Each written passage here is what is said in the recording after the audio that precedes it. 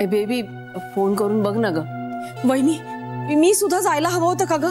नाही ग बेबी, म्हणजे आईंची तब्येत ही अशी तोळा मासा, आयत्या वेळेला त्यांच्यासाठी धावपळ करायला लागली तर कोणीतरी माझ्या बरोबर असावं म्हणून तुला थांब म्हटलं होतं ना। हे सगळं ना त्या मूर्ख जान्हवीमुळे झालेलं आहे। जाताना आजार पण देऊन गेलीये, एका मागोमागी चालूच आहे। हॉस्पिटल लागलंय आपल्या मागे, त्या जान्हवीमुळे आणि तिच्या भावामुळे झालेलं आहे सगळं। त्या महामायाला ना मी कधीच माफ करणार नाही।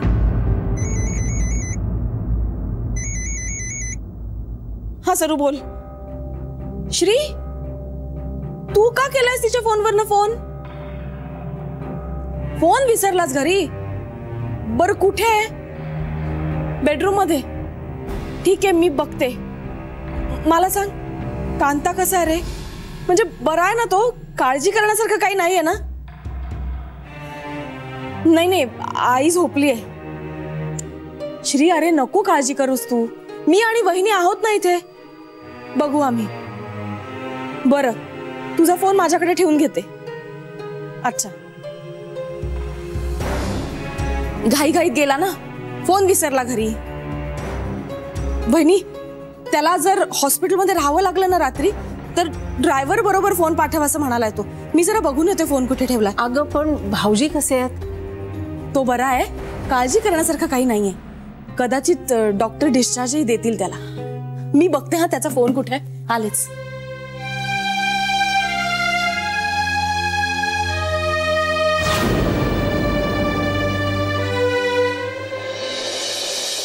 मी करते फोन। जानू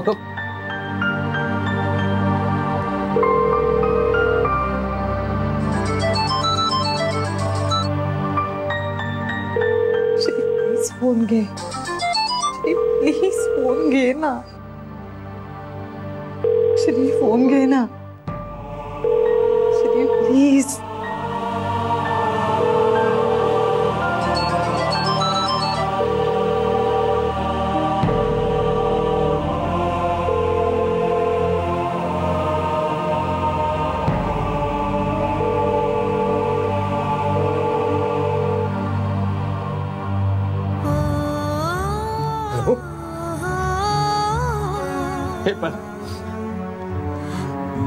बाबा ऐका, तो मला फोन करेल, माझा मिस कॉल बघून मला कॉल बॅक करेल। बाबा तुम्ही विश्वास ठेवा, माझा पूर्ण विश्वास आहे श्रीवर।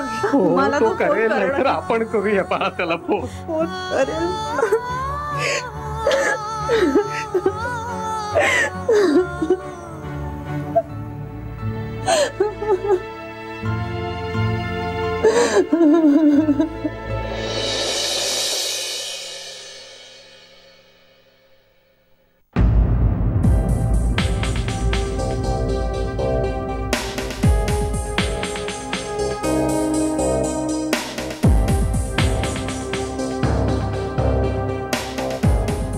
एवढं छळूनही अजून समाधान झालं नाही वाटतं हिचं। मूर्ख मुलगी।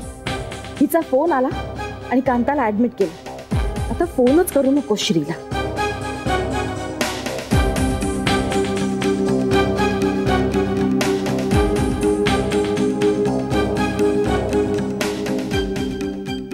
पुरे झालं आता, बास।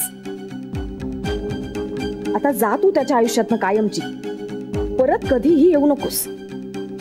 श्री तुझ्यापेक्षा बेटर मुलगी डिझर्व करतो।